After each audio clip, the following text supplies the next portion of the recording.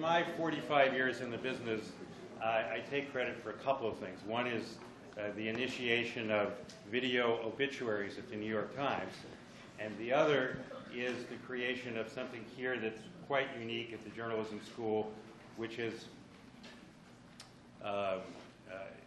postgraduate fellowships in investigative reporting. And the reason and behind all this, from my point of view, was I was thinking about what did I always want to have happen to me early in my career when I was trying to make a living in journalism and doing a lot of other things at the same time. And that was for someone to come along and offer me some money, a place to work and sit down, some possible legal assistance, because I knew I'd get in trouble, and people to talk to. So here at the Graduate School of Journalism, I was noticing over the years that there were certain students who came along who, if they did have that kind of support, could continue working on a project and actually get that project to the point where it would both be broadcast and or published. And with that, they might be able to get a much better job in the days when people were hiring at commercial organizations. So one year along came a graduate student who you'll meet now, 10 years later, who was doing some great work. And he was about to graduate and go off and do an assignment reporting job at a paper, I believe it was the Denver Post. And I said to him, don't you really want to finish those stories? Don't you really want to publish those stories that you were working on? And he said yes, and I said, I'll go find some money. And we found some money. He stayed for a year to finish those stories, and he wound up at the LA Times on their investigative team. You probably heard about him since then. He's the guy who did the story on the Getty Museum and international theft of antiquities and many others since then. And he's going to moderate the next panel, which consists of people who followed in his footsteps over the last decade as investigative reporting fellows here at the University of California. Jason Felch. And the panelists. Are the panelists here? You should assemble. Yeah, panel, come on up. Yeah. Thanks, boss. Take care. Good luck.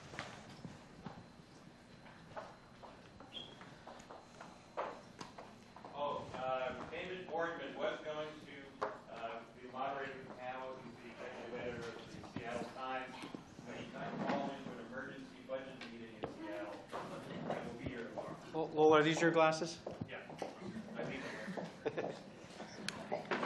Well, thank you, Lowell. I'm still in the habit of calling Lowell boss, and that harkens back to that year I got to spend with him as a fellow, as the first fellow, as it turned out. And I'm very grateful because it really did change the course of my career. Today we have a great opportunity to hear from other people who have benefited from that program. It is, as Lowell hinted, the first in the nation to sponsor graduates or journalists, young journalists who want to pursue a project. And so it's really a unique opportunity. And as you'll hear today, all of these journalists before you have taken that opportunity and really achieved remarkable things. They were chosen for their ability to tell complex stories, to dig deep in, and have done groundbreaking work in each of the fields in which they've chosen to focus. 10 years ago, when I was a graduate student here, I was working on a story about Peru and a spy master in Peru named Vladimiro Montesinos.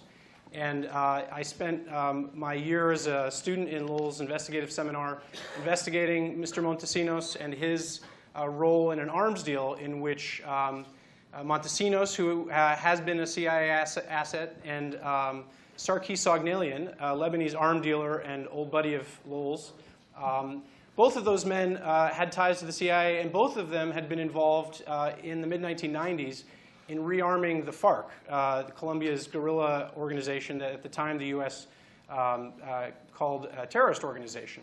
And so my question was, why are two CIA assets funding terrorists or providing AK-47s to terrorists?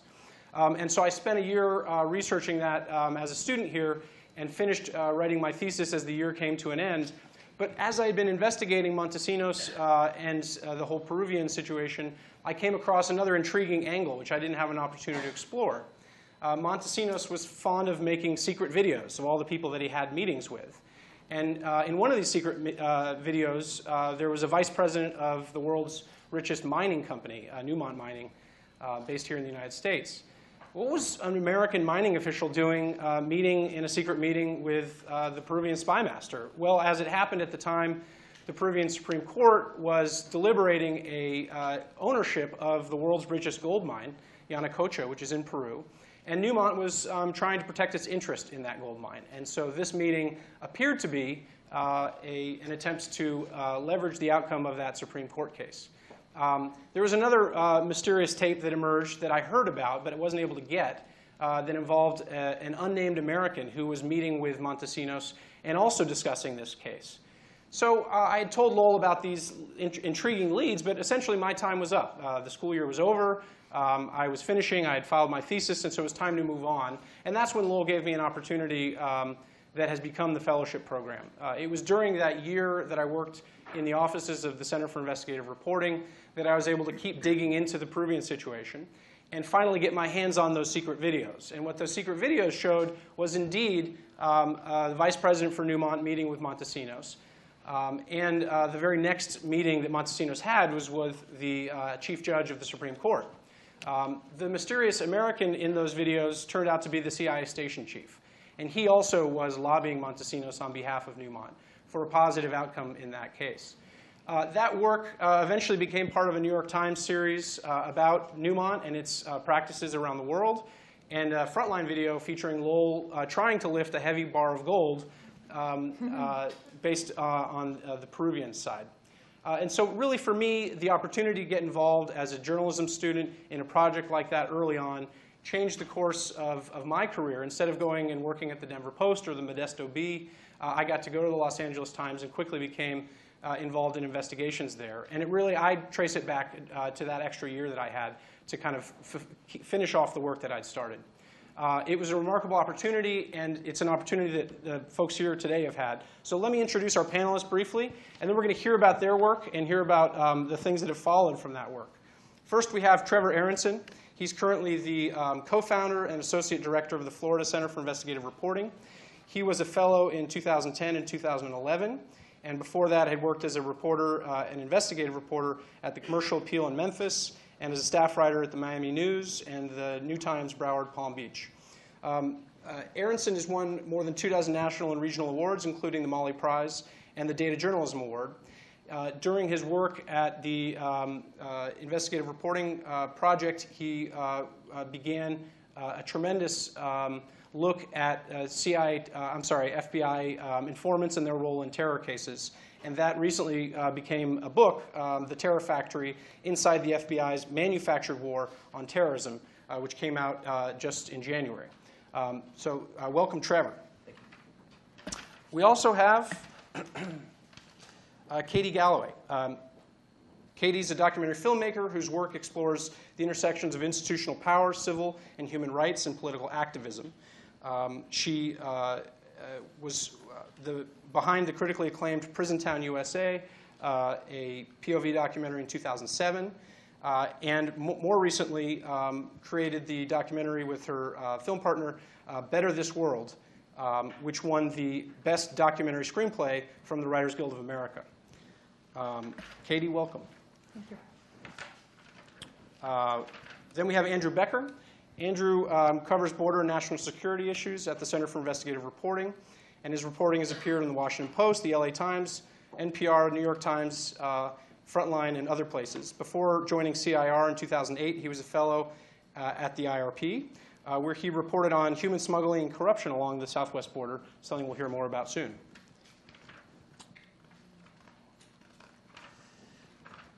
Annie Murphy is here. Annie is an independent journalist working mostly in radio and is a regular contributor to NPR and an editor at the Spanish language radio program Radio Ambulante and a lecturer here at the J School. Her writing has appeared in The Atlantic, The Nation, the Virginia Quarterly Review, and other places. And we'll be hearing about her travels in Honduras for a project she began as a fellow here. And finally, we have Antonia Juhas, excuse me, who was a current fellow and working in a fascinating area of the intersection of the petroleum industry and Afghanistan. She comes from a policy background. She has a degree in public policy and has been studying oil and gas issues for many years and has focused those now on Afghanistan and is embracing her new role as a journalist. So we'll be hearing from all of them. Let me start with you, Trevor, if I may. Your work looks at the role of informants. And you were able to do, I think, what had not been done before, which is really give us a global sense of how often informants were being used by the FBI in terror prosecutions. How did you do that? How did you get your head around that big picture, and what did you find? So I was on the first, obviously, to write about terrorism sting operations and the role that informants played in those operations. But most of the reporting that had been done very anecdotally, a case here and a case there. And what I realized we could do was perhaps take the whole decade of cases since 9/11 that the Department of Justice had prosecuted and look at how many involved informants, the role of the informant, whether the informant was an agent provocateur or just provided information, and whether the defendants who were ultimately prosecuted in a terrorism sting operation ever had any connection to Al-Qaeda or one of its affiliates, or whether the informant or undercover agent was the only so-called terrorist. There was no terrorist connection. It was just the informant or the undercover agent posing as a terrorist. And what I did through the IRP, which I don't think I could have done with any other news organization because it was a terribly difficult task and time-consuming, was to take those 10 years worth of prosecutions and with a research assistant go through every one. And we built a database that showed whether an informant was used, the role of that informant, the name of the informant if it came out, and then cross-reference those so we could figure out how many cases involved informants, how many cases involved people who actually were a threat. And what we found is of 500 cases, we could point to a handful of cases where the alleged terrorist or the prosecuted terrorist posed a threat. Someone like Fajr Shahzad, who delivered the bomb to Times Square, or Najib al-Azazi, who came close to bombing the New York City subway system. These were people that were dangerous, but compared to that handful, there were 150 defendants in the decade after 9/11 who were caught up in sting operations whose only connection to terrorism was tangential at best, and it was really an FBI informant or undercover operative or agent who provided the means, in some cases the idea, for them to commit crimes and commit terrorist acts that on their own they never could have. But what made this fellowship so important for me, and I think so important for this kind of field of work, was that it really required months of work in going through every case. And I wasn't sure at the end whether the story would be there. I had a good sense it was there, but it took those months to build that database. And then once we had that database, we had what we could work with. And then it was a matter of going back to the FBI and tracking down defendants in these cases and telling the story that this data allowed me to illuminate. Yeah. And so that work has continued now. You've gone on to write a book about it. Tell us about why you felt that there was more to say about it after your Big Mother Jones piece. What led to the book, and then what's been the fallout from that? Well, for one, obviously these cases continued. So even after the Mother Jones story, which got a lot of publicity, these cases continued. And the thing I felt was that even though the Mother Jones piece, and Monica Bauerlein, the editor, is here, was an enormously large piece for a magazine, I still had all of this material, this year's worth of material on these cases that we looked at, to be able to go into greater depth about these cases, and at the same time see how the conversation had started to shift even from that original story. When my story first came out, no one was really questioning these types of sting operations. In any kind of story about crime, law enforcement has this incredible ability to really control the narrative, and that was particularly true of these terrorism cases, particularly in the first couple of days that these were reported. But then after my story came out, you began to see this shift where there was a greater amount of scrutiny on these cases. Foreign Policy magazine, after our story, had a blog item that said, "How many idiot jihadis can the FBI fool?" And so part of it was I wanted to kind of continue that conversation through the book and be able to work with a lot of material in a narrative form that we had with Mother Jones in the online database that you could search, as well as the story that we ultimately printed. Yeah. So tell me, what's your conclusion on this? I mean, do you think that the FBI was essentially setting up or fabricating terrorism events to kind of boost the numbers and make itself look good in terms of all the terrorist prosecutions it was racking up? Yeah, I mean, my argument boils down to there's a lot of money for counterterrorism and not a lot of terrorists going around. And so what ends up happening is, the FBI has $3 billion for counterterrorism operations. It's the largest part of its budget. It's more money than it receives for organized crime, for financial fraud, and it can't really spend $3 billion and say, hey, we looked around and we didn't find any terrorists. What happens is there's pressure built into the system for agents to come up with terrorism cases. They put pressure on their informants to come up with terrorism cases, or people who would want to be terrorists. And what ultimately happens is they find people who are willing to dial that phone that they believe is going to detonate the bomb, the bomb that the FBI ultimately provided. But the people that they're ultimately bringing in are on the fringes of U.S. Muslim communities, are mentally ill, sometimes financially desperate, and they're lured into plots by informants who have a direct financial incentive in their prosecution. They can make $100,000. In the Lodi case, for example, the informant made more than $200,000. And so they are going into communities thinking, well, if I can find someone who wants to get involved in an act of terrorism, I can make some money. And that creates a story that's as much about terrorism as it is about justice. And I think what's happened is we've created a real alienation between federal law enforcement and U.S. Muslim communities as a result of these operations. And we've also exaggerated the threat of Islamic terrorism within the United States, because so many of the terrorism cases you're hearing about do not involve people who on their own had the capacity to commit an act of terrorism, did not have access to weapons, but were perhaps mentally ill, were caught up by an informant, and the informant said, well, let's move on with this act of terrorism. And the informant, through the FBI, provides the bomb, provides the transportation, everything he needs. In fact, even in one case, the person couldn't even drive the car, and they had to give him driving lessons so that he could deliver the bomb ultimately. And so I think what this has ultimately shows is that there has been this exaggerated effect, in part because there's so much money in federal law enforcement for counterterrorism.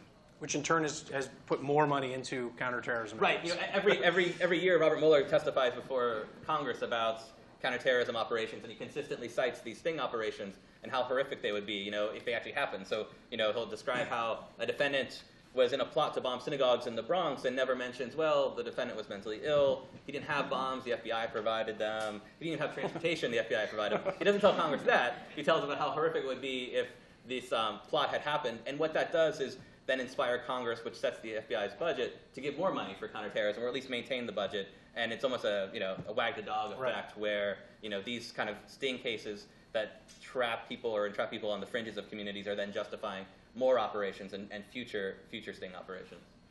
So if Trevor laid out our umbrella understanding of the frequency of this and the use of informants and how often it occurred and some of the patterns between those, Katie, you really dove deep into a single case that had some similarities to this situation. Right. Tell us about how you got onto this case in Midland, Texas, these two young men, and what you found, and then we'd love to see a section from your film. Okay.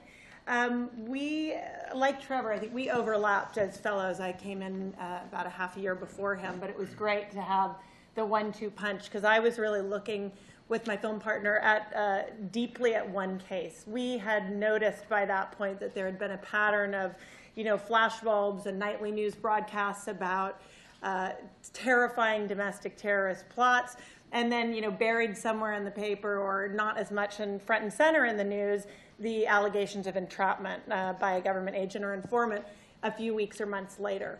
And so we read it was a headline in the New York Times, "Activist Unmasked as Federal Informant." It was about a guy who had been very prominent after Hurricane Katrina, had founded Common Ground, which was a big NGO working post-Katrina. And he had become an informant, still not totally clear at what point, and had been spending about 6 months with a couple of young friends in the early 20s from Midland, Texas, sort of radicalizing them leading up to the 2008 Republican National Convention. And so the opportunity we had, because one of the two guys was going to trial, which almost never happens. I mean, for anyone who knows anything about the federal justice system, the odds are so stacked against defendants. It's like easy 90% conviction rate.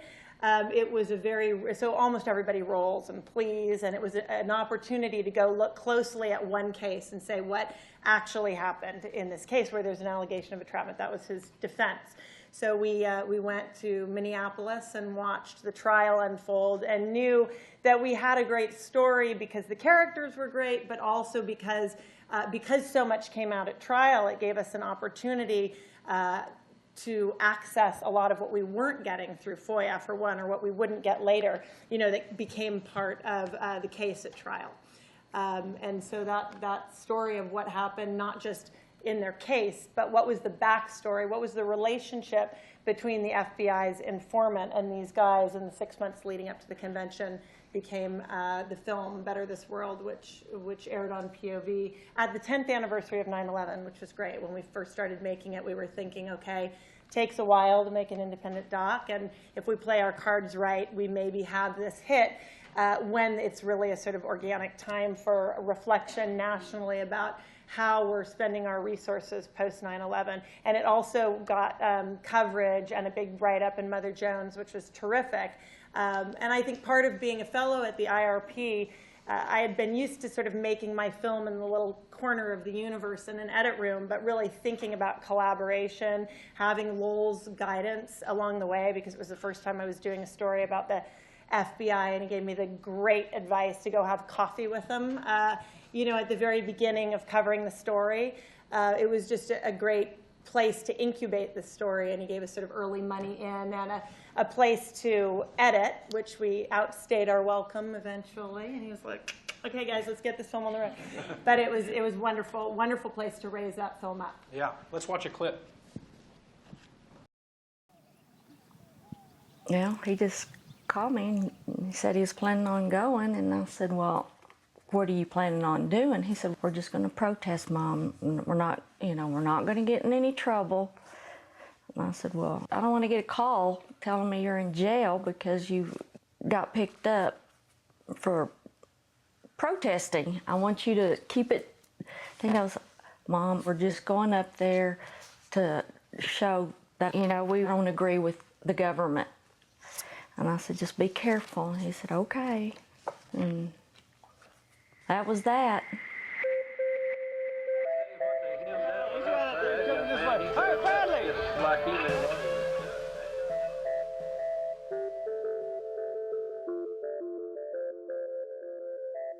I'm not political. I don't really care that much, but I've always wanted both of my kids to stand up for what they believed in. And I always felt like if you don't have something to stand up for, then anything that comes by, you're just going to follow. You have to follow your heart and your beliefs. And that's what he was doing.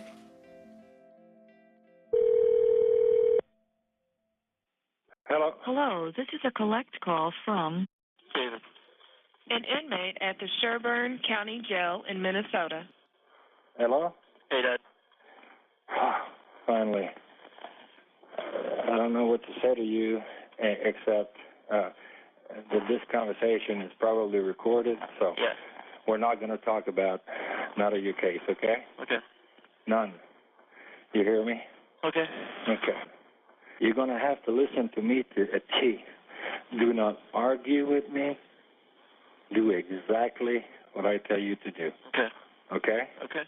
But right now, you're going to start by dissociating yourself from your friend. You guys are no longer friends. Yeah. Okay? Okay. You understand that? Okay.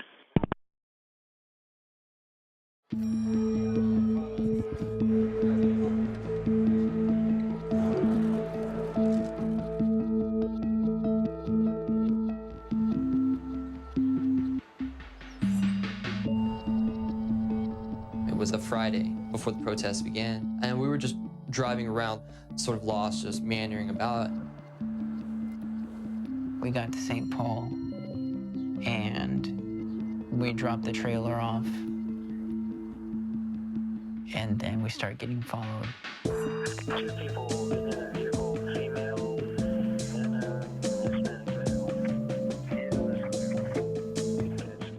Brandon turned around and he's like, oh yeah, those are the feds, guys. The feds are following us. And then we heard helicopters circling the van. And they finally pulled us over, guns drawn, but we weren't really sure why, you know, they were harassing us like that. And they said it was because of bad information. But there is stuff like that going on all over the city already.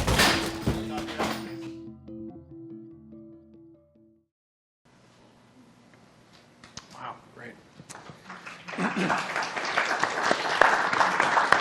amazing to have that interview between the father and the son. That's really, Yeah, I mean, so much of that film was made, and being able to tell, because we normally tell unfolding stories, so we were able to sort of tell the unfolding story through so much of the material that came out at trial. The jailhouse phone calls became a recurring kind of character. The surveillance that we got from it was like at least $1 million+ grant that the Twin Cities got just for surveillance cameras during the convention, that was just warehoused somewhere, and we got access to that footage and then looked for our characters in the footage. That's the sort of the upside for documentary filmmakers of the Surveillance Society. Let's move to Andrew. Andrew, you were, as I understand it, an education reporter at the Contra Costa Times when Manna from Heaven arrived in the form of Lowell Bergman. Entirely. And said, hey, do you want to pursue your dream and cover the border? Tell us about how that came about, and then how do you cover the border from Berkeley?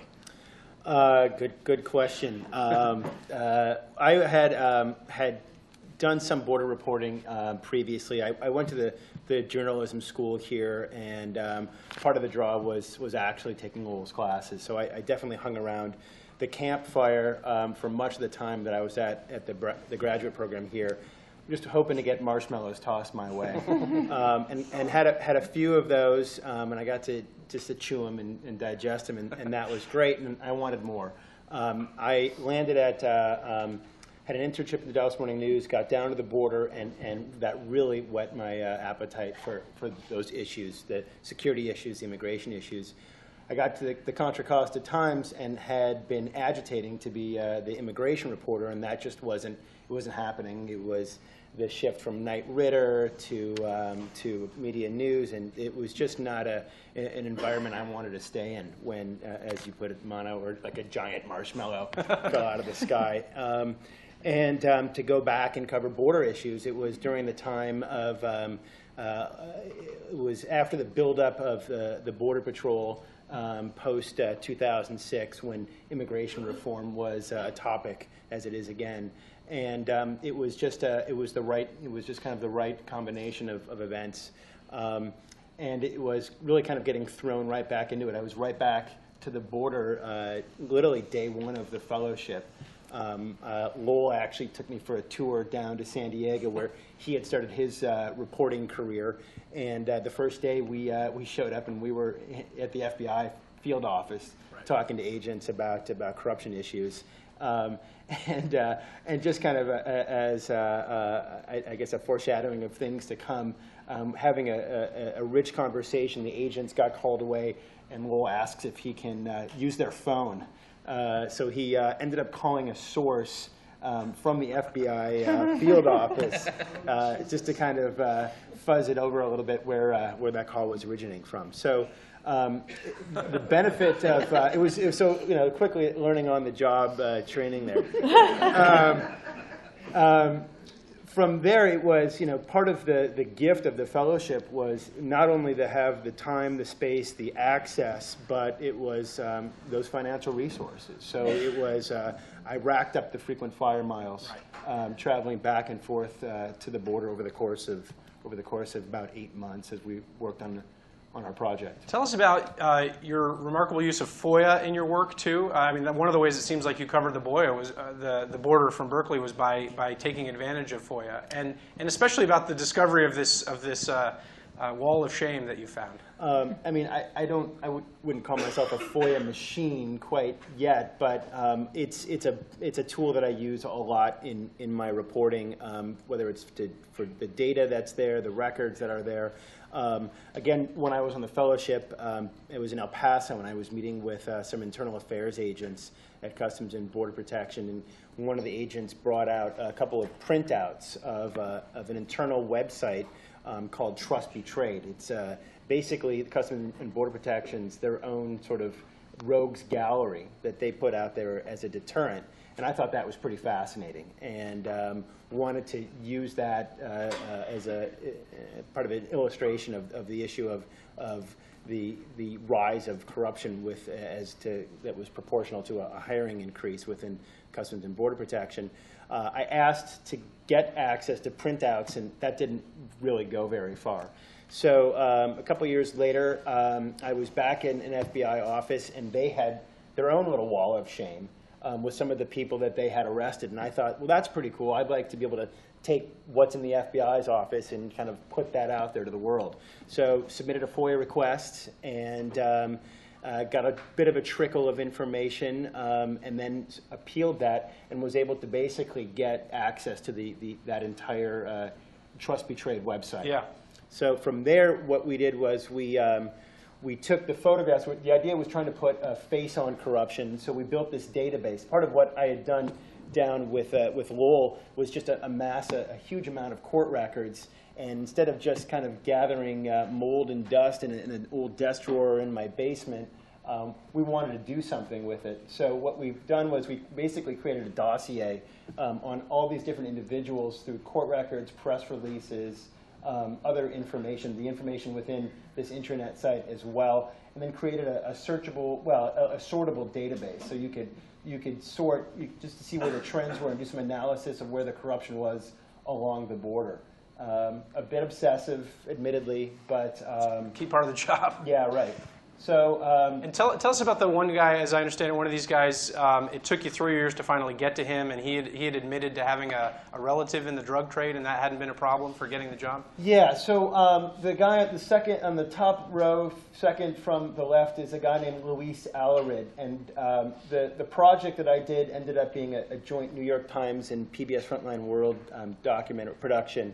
And about a week before, give or take, before we went to air, Luis got busted in San Diego at a port of entry called Otay Mesa. He'd been on the job for less than a year. And I just kind of followed his course after the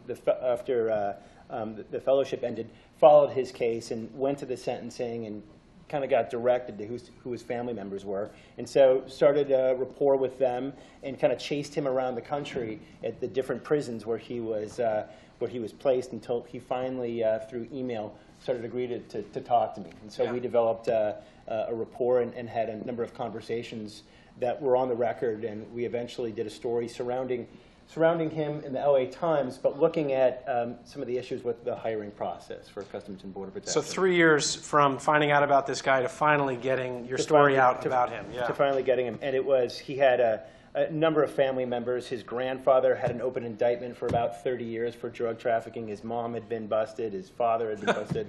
The list kind of went on and on. Yeah, great. Annie, let's talk a little bit about your adventures in Honduras. You have been making some radio reports from Honduras about the legacy of violence there. Tell us about what it's like reporting on the ground. We were talking before the panel about just how many American guns are left over in Honduras from the wars in the 1980s. What's it like to be a young woman reporting on the ground in a very dangerous country? One note for our crowd, just months after Annie got her fellowship, the UN announced that Honduras was the most violent place in the world. And so off you went to the most violent place in the world. How was it? I mean, that announcement, while it was terrible in a way for the reporting, was, I don't want to say positive at all, but it ended up being something that really helped kind of convince other people that it was an important story, which is stupid. You know, the number 2 country that's most violent, no one cares about. But if you're number 1, right, great. Right. But so I had been interested in the story since 2009 when this coup happened, and the president who had been democratically elected was thrown out of power. And I've worked in Latin America and lived down there for over a decade. And so you know about coups in the region, you know about dictatorships, and you think, oh my God, this is happening in 2009. There's no way this is going to fly. And I was in Bolivia and in the Andes reporting, just waiting to see, the U.S. come out really strong, and nothing happened, and nothing happened. And I kept on thinking, well, someone's going to start investigating this. And then I didn't see any investigation. So I had just kind of hung on to this idea, and I really wanted to know what the connection was, because especially in Central America, and Honduras more so probably than any other country, the U.S. has a really strong historic relationship, especially with the military. So you don't throw a coup in Honduras and have the U.S. military and the U.S. government not know what's happening and not have also some sort of say in it, not necessarily planning it, but they have influence there.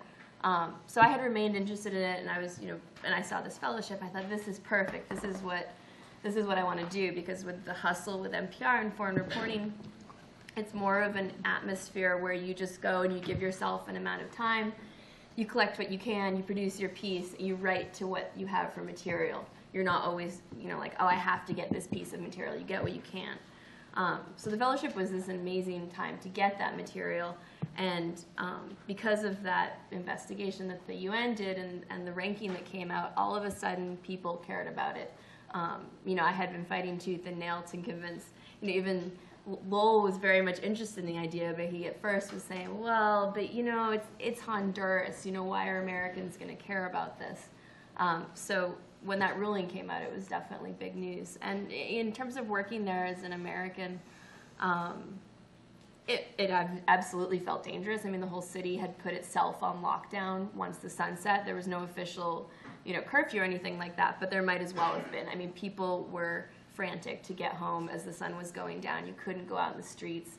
People who had businesses for 30 years, through the 80s, during the Contra conflict and everything, all of a sudden they did not feel safe opening their businesses. You couldn't get food after 7 p.m. in the capital in a lot of places. So it felt very, very dangerous, but I had to say I didn't personally feel like my life was at stake, because I was watching people around me. I mean, I could come in and out like that, and watching people around me who had to be there and who were deeply involved in this conflict on both sides of the government, that it was more just as an observer. If someone was shot in traffic behind me one day at noon, rush hour traffic in the middle of the city, not a dangerous neighborhood. So you just felt very, very aware of it. The hair on the back of your neck was up all the time, but I didn't feel like someone was going to come get me personally. Good. I think we have a clip from one of Annie's broadcasts.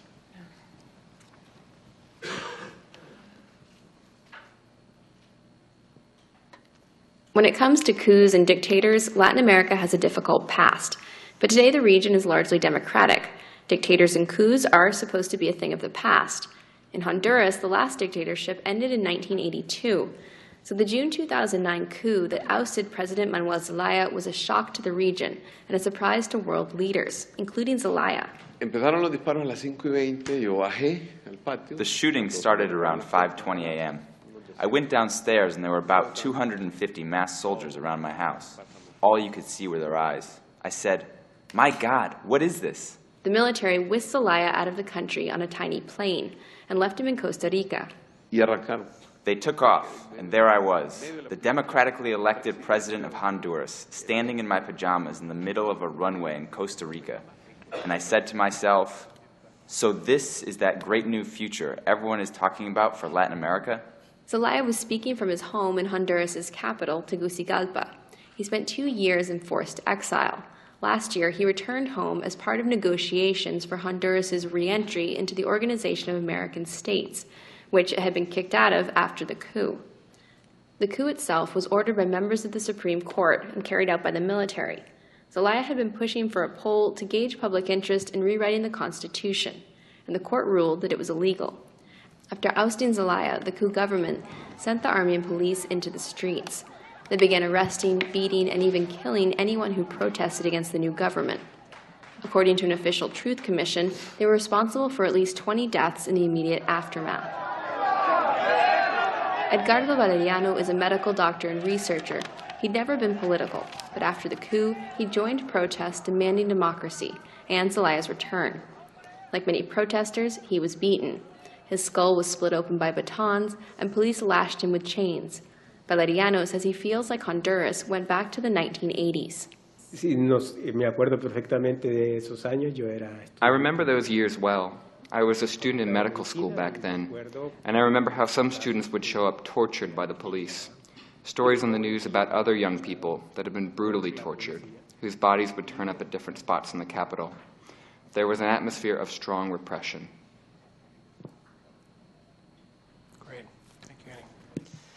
Antonia, you spent much of the last year traveling around Afghanistan. Not true? 3 weeks in October and November. Fair enough. And Tajikistan and then D.C. a fair amount, too. And you come to this as more of a policy wonk than a journalist. You've been writing about oil and gas development for several years. I think this you've got at least 4 books on the topic. Three that you've written, and working on a 4th. Tell us about this link that you found, the role of the Pentagon in oil and gas development in Afghanistan. Yeah. So I've been following the oil and gas industry for probably about 15 years and focused for a good amount of time looking at, obviously, the relationship between oil and gas and the war in Iraq, which, in my analysis, certainly oil wasn't the only reason for the invasion of Iraq, but was the primary reason. But had definitely spent much less of time looking at Afghanistan and wanted to be able to spend more time focused on the relationship between oil and natural gas development in Afghanistan and the war, and to not just be able to look at it, but most importantly for me to look at who are the people who live where the oil and natural gas are located, what does it look like where they live, what do they know about the development of oil and gas where they are, what are their expectations, and how does this all relate to the U.S. and foreign military occupation. And the fellowship just gave me this incredible opportunity to spend a year investigating this topic, spending a lot of time in the build-up looking at how the Pentagon happened to take on the role of leading oil and natural gas development in Afghanistan, which is highly odd and unusual, and then what was the impact of the Pentagon taking the leadership role. One of my foci was also looking at the relationship of Zalmay Khalilzad, the former U.S. ambassador to Iraq and Afghanistan in the United Nations under the Bush administration, and his attempts to cash in on this development, which is one of the reasons why I went to Tajikistan following a company that he's involved in and its interests that cross over the border from Tajikistan to Afghanistan. Did several months in the lead up in doing interviews and looking into what was taking place. Then 3 weeks traveling across the West and the North, primarily just myself, a translator, and a driver.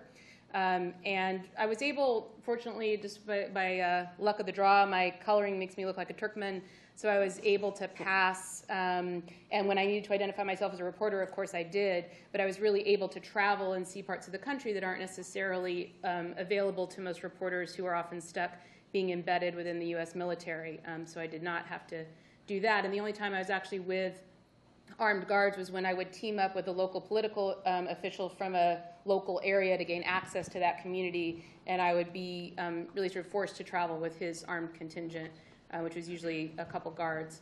Traveled across the North and the West, and then came back and wrote my first piece for The Atlantic, which looks at the first stage of blowback, and that blowback is a Taliban response to the U.S. Pentagon leading the development of oil and natural gas in Afghanistan. And I guess maybe the first thing to say is there is oil and gas in Afghanistan. I certainly don't think it was the motivation for being in Afghanistan, but I think it could be one of the things that makes it harder for the United States to leave militarily, because you've got the Pentagon guiding this development and essentially trying to create a space that is hospitable for Exxon and Chevron and U.S. and other Western companies. Afghans know that and know that that's taking place, and the development of the infrastructure has created a foci for Taliban to target oil and natural gas fields and infrastructure. I guess one of the things to say in the sort of background is that the Soviets started the development of oil and natural gas in Afghanistan and identified fields where oil and gas exists, but there was no actual meaningful production that began, only a small amount. So what the United States has been doing is using the Afghan maps. The U.S. Geological Survey has literally been taking the Afghan maps, sort of trekking across the country, looking to see the status of fields and the status of the level of infrastructure that's still in place from when the Soviets were there.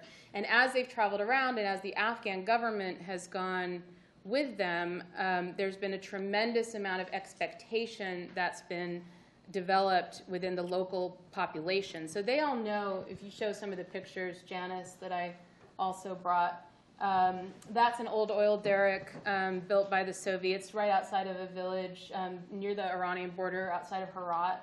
There hasn't been any development there in forever. You can see it's a really old derrick. Go to the next one. This is the view from the village. That's it? Okay. Most of the oil and gas pipes are sitting in villages, and they all know that they have oil and gas because it was brought to their attention, of course, during the Soviet era, and there's been enormous expectation built up that foreign companies are going to come in, they're going to develop this oil and gas, and when I would interview local community members, elected officials, they basically believe that every wrong that's happening within their country is going to be solved by their oil and gas. And I heard over and over again, you know, we're going to be just like Kuwait. And they believe that they're going to have local control over the resource. I think their expectation is that the development is going to be very similar to what it was when the Soviets were there, which is in the 60s. And, you know, there's like going to be a pipe that's going to be stuck in the ground, and a little bit of oil is going to come out, and it's all going to benefit the local community, and they're going to get the resources and the money, and it's going to be great. And the other part of the story is that a policy process was put in place under the foreign occupation that was a policy process that had hoped to be put in place in Iraq, but wasn't particularly successful. But all of that was put in place in Afghanistan. So the rules for this development are not geared towards local control or local advantage. And there's absolutely no concurrent money going into environmental controls, human rights controls, social controls. So the likelihood of what this development is actually going to be like, not only is it going to be much larger and primarily, well, and possibly quite more destructive than what the local communities imagine, but the greatest potential is that the money is not going to stay in Afghanistan. The first company that came in is the Chinese National Petroleum Corporation. They're pumping oil, and even the product isn't staying in Afghanistan. Their product is going to Turkmenistan. So even the product isn't necessarily going to benefit Afghans. And so the first story that I wrote for The Atlantic was about the Taliban blowback, which is that this process is creating a target for Taliban violence. And as I was traveling around, I was always one step away or behind violent and deadly Taliban attacks to areas where there was either oil or natural gas infrastructure or fields, workers working in the fields, political leaders who represent areas that are rich in natural gas, but also the potential for very strong blowback on the community level, which is that the U.S. and the U.S. government, probably even more so than the foreign oil companies, is very likely to be blamed for when not only are these benefits that are expected not likely to come, but that what's more frequent, the harms brought by the development to the local communities could then still build more support potentially for, or at least acrimony, potential support for Taliban or acrimony towards the United States or the Afghan government. And this increased violence creates the potential for arguments towards keeping the U.S. military presence in Afghanistan. So this first piece came in The Atlantic. I have a piece coming out in Harper's that's an annotation document that comes out this month looking at Zalmay Khalilzad and his interests in the development of oil and gas in Afghanistan. And then I'm working on a piece in foreign policy right now. And basically all of this is based on having the time and resources and capacity to do this type of in-depth research.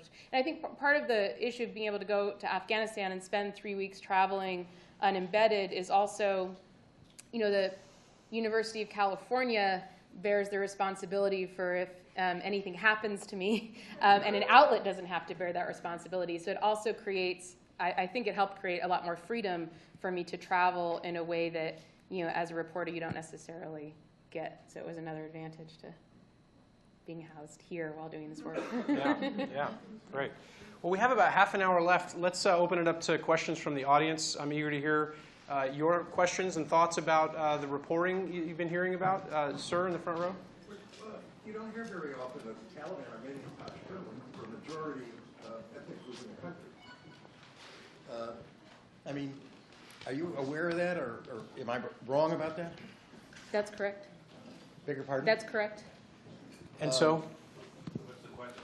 The question is, why is this not included? I mean, the Taliban are painted sort of as outsiders, but they're actually a member of, I think the Pashtun are about 40%. And you never hear that. I don't hear it in the coverage that I read and see. What role did the ethnic divisions within Afghanistan play into the development of oil? As in Iraq, we know that a lot of the oil fields in Iraq are in the Kurdish area, and that plays into the dynamics on the ground. Is that same dynamic happening in Afghanistan? The way the oil and gas that is currently being developed is primarily taking place in the north.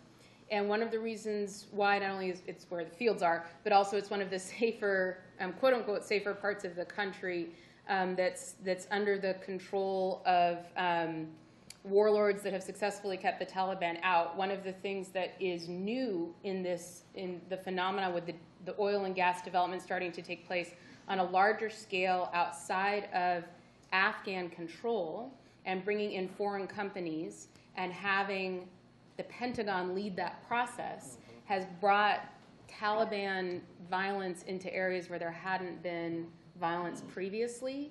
It isn't the only reason why there's more violence in these areas, but the fact that the oil and gas infrastructure is specifically being targeted, and all of this was happening, by the way, I timed my trip to lead up to an international oil and gas tender that was taking place in Kabul on November 12th, and it was the second successful international tender to bring foreign companies, and it was run by the Pentagon. And I was traveling in advance of that tender taking place. And at a certain point, after a certain number of attacks, I started asking questions and saying, is this usual? And even a spokesperson for the Pentagon said, basically, as more attention is being brought to this sector, there's more attacks, more Taliban attacks coming to the sector as well. Other questions out there? Yeah. What kind of response did you get? In other words, you uncovered. Sorry, I apologize. Wait for the mic if you would, and everyone can hear your question.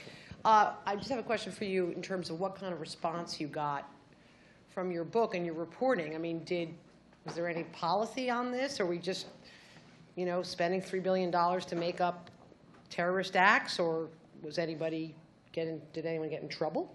So with the Mother Jones article and then with the book as well, I submitted the data to the Department of Justice to say, like, this is my analysis of the data. If you feel it's incorrect or this is wrong, to let me know. And they didn't challenge the data at all. There hasn't been any policy changes. This is actually, in fact, a month ago there was a case just here in Oakland, California, involving a man who had a history of mental illness and was caught in a plot to blow up a Bank of America building and never had connections to terrorists, but it was an undercover FBI agent who was posing as an Al-Qaeda operative and provided everything. So these cases are continuing unabated. The response to my book has been, from within the FBI, from former FBI agents, has been both positive and critical. Michael German, who's a former agent and now works at the ACLU, give a positive review of my book, saying that this, showed that some of the problems with these policies.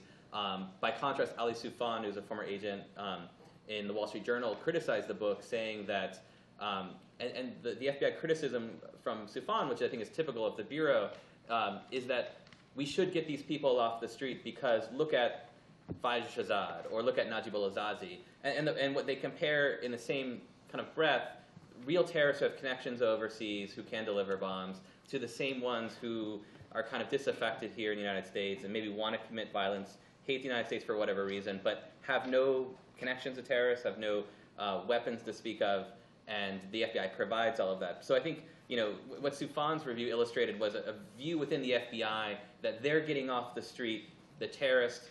They're getting off the street today the terrorist of tomorrow. That these guys would become Faiz Shahzad. And that's a decent theory, right? Maybe there will be a time where someone is interested in committing an act of terrorism, they turn a corner, and there's an Al-Qaeda operative who says, hey, here's a bomb.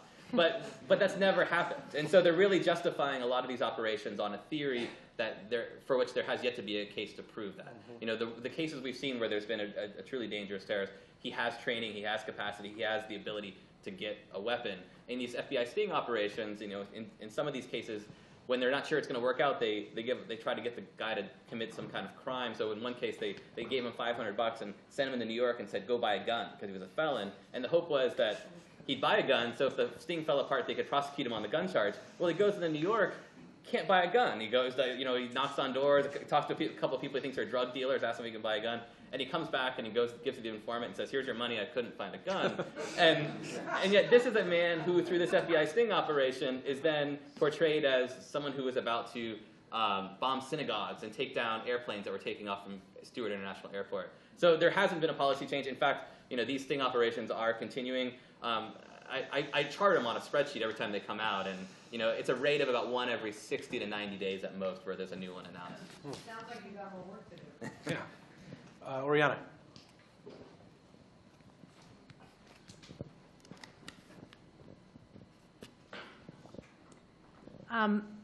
Congratulations on all your work. Trevor, I had a question for you too. When Lowell and I were doing work on the Lodi case, we really came to the conclusion also that we were a little bit worried about what the FBI was missing because they were spending so much time focusing on cases that were not real threats, and that there are real threats out there, and what were they missing? I'm wondering what conclusions you came to about that, and where you think the FBI could, actually this is both for Katie and for Trevor, how could the FBI change their focus to improve the counterterrorism efforts? I mean, I think, Lowell and I have discussed this a lot, obviously, and I'm going to steal a line from him, which was that, more people have been killed by lone gunmen in the last decade than by, terrorists with al-Qaeda sympathies. And so that clearly shows that the threat of Islamic terrorism within the United States has been exaggerated, or that the FBI is so perfect in its job that it gets off the street every terrorist who would act tomorrow. And I'm inclined to believe the former.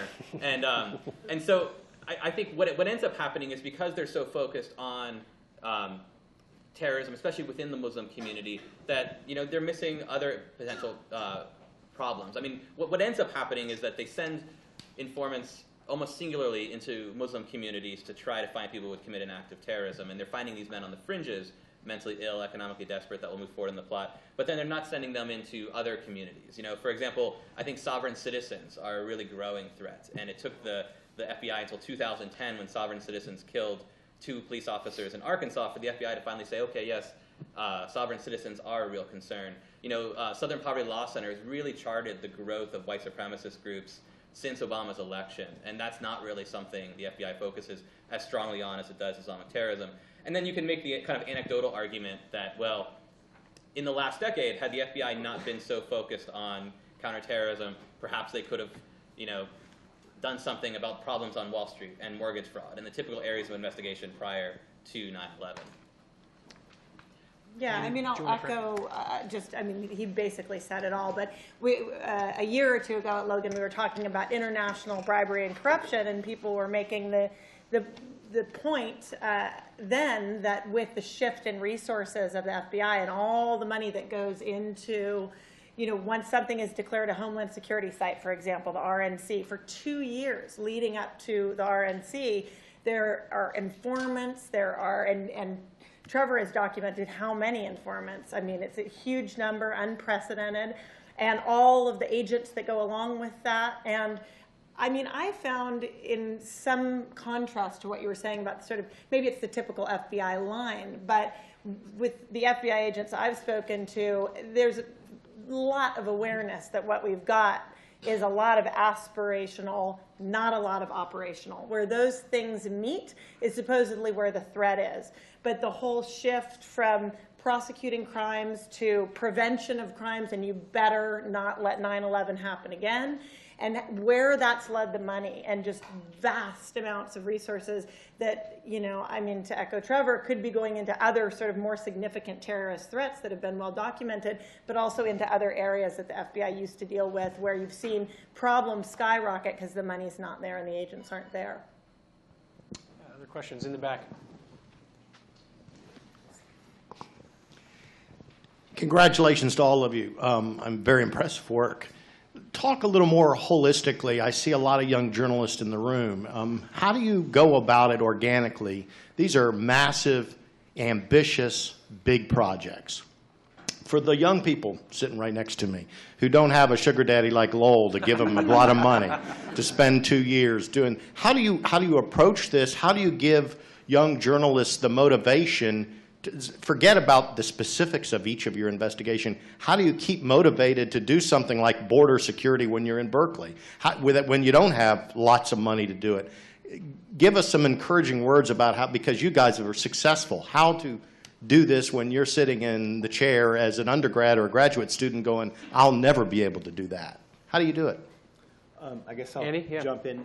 You know, it's, I mean, the big thing for a young journalist, I think, is to try to harness some patience. I mean, these are things in terms of building sources, in terms of just understanding how the system is supposed to work, how it's not working. It takes time, and there's times when a story is ripe, and there's other times when you really need to take the time to accumulate the building materials to produce it.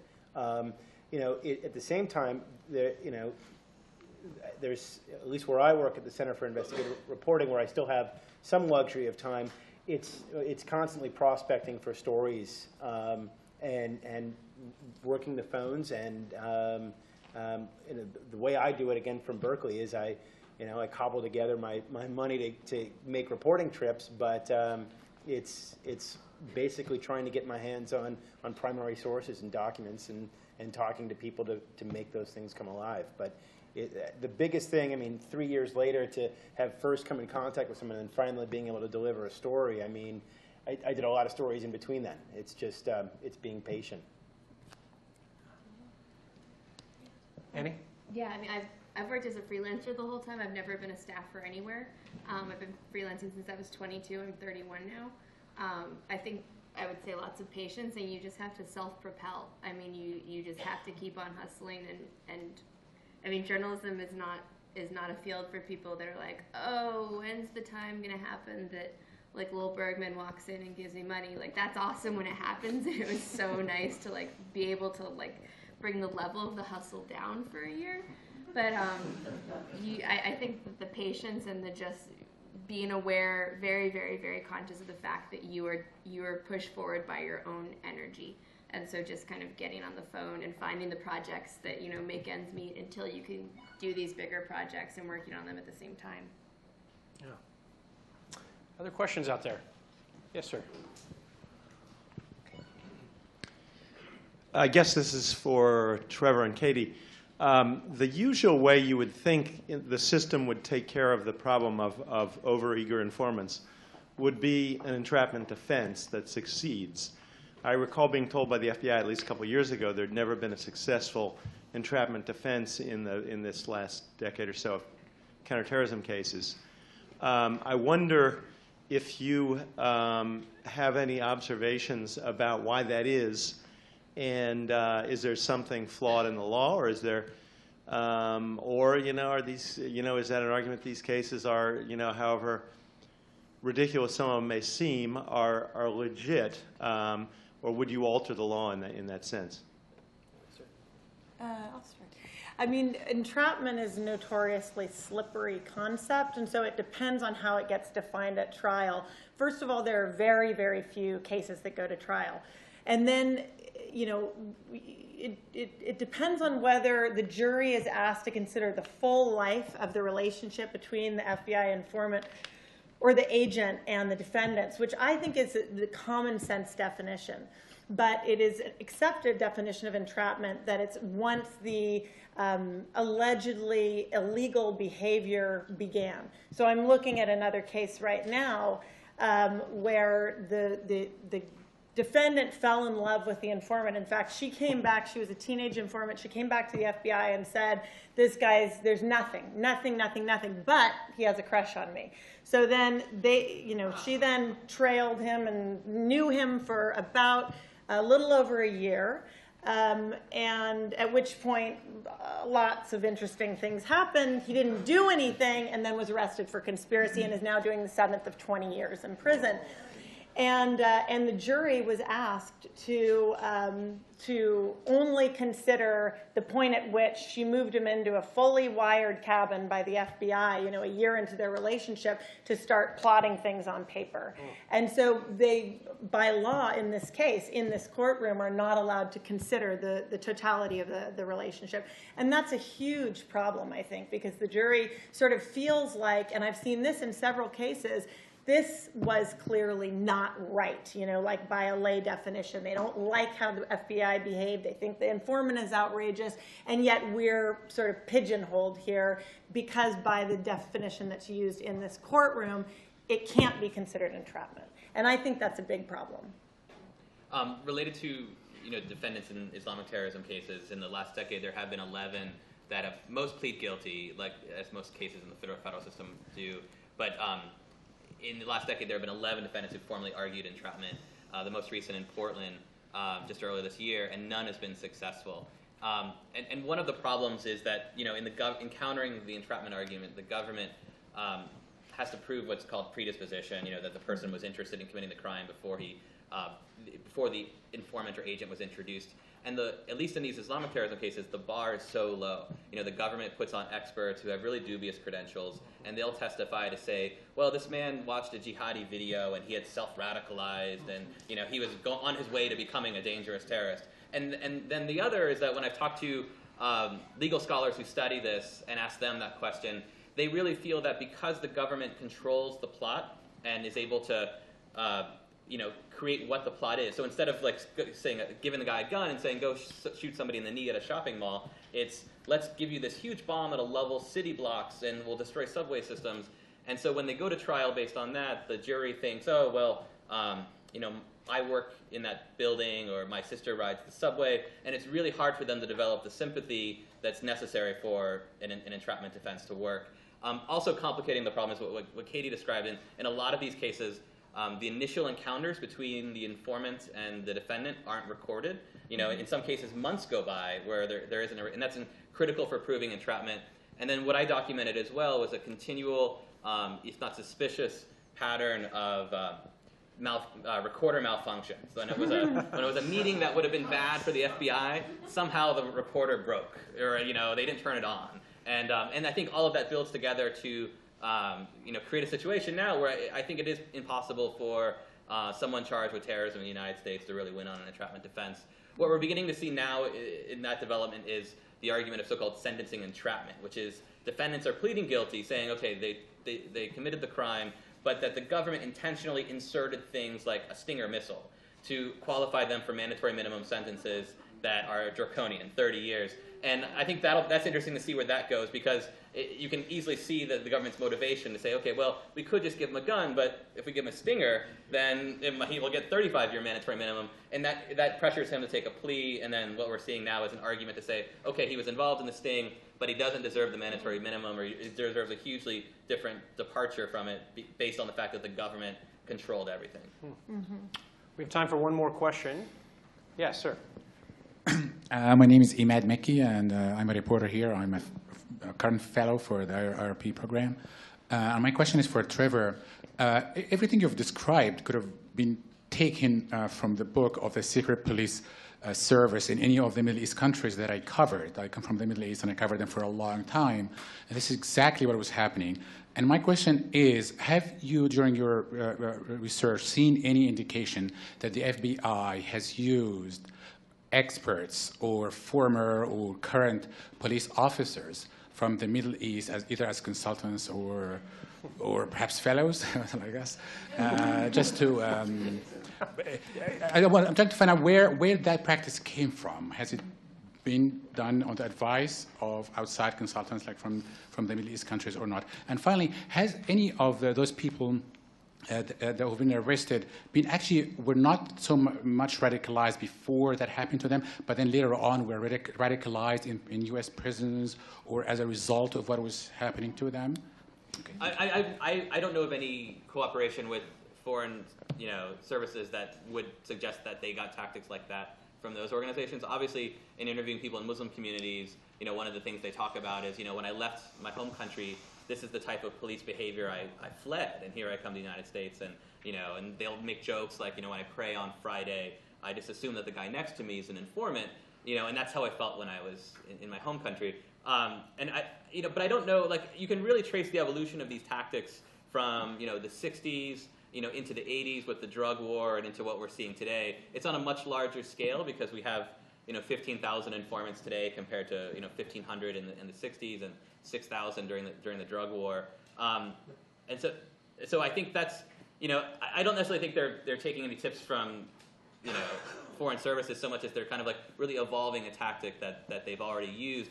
The bad side of that is that it creates this, for the communities, this feeling that they're under siege, and there has been a real cutting of ties between Muslim communities and federal law enforcement, such that a lot of times now informants or people in Muslim communities don't want to go forward to the FBI to provide information for fear that they'll be recruited as an informant.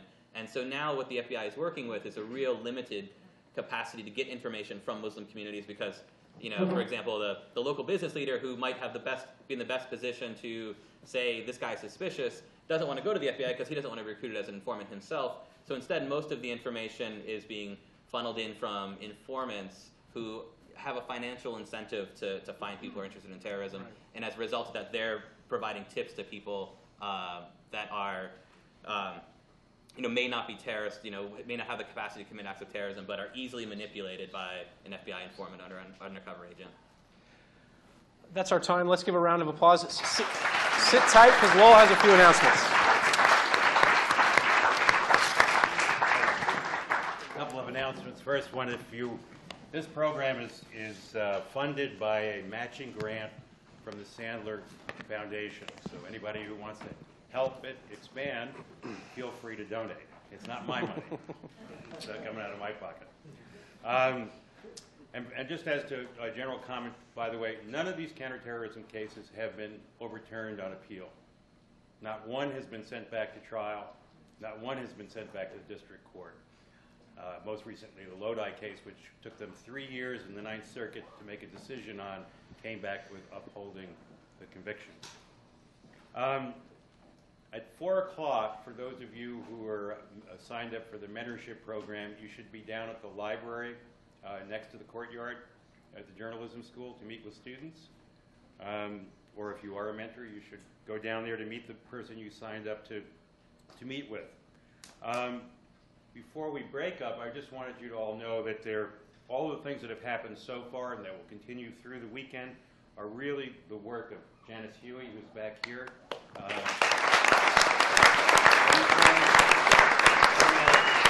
don't know if the whole group of people who actually do the symposium are around. Marlena Telvik,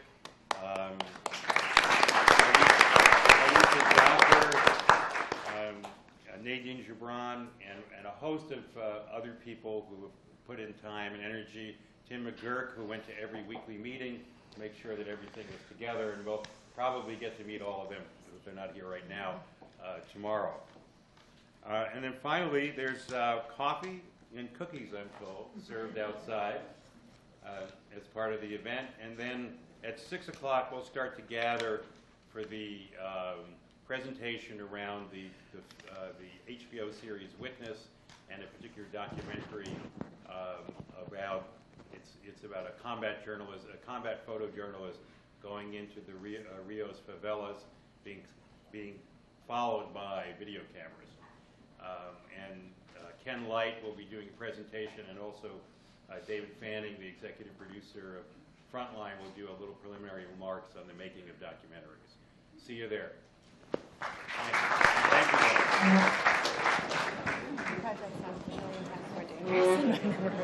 you.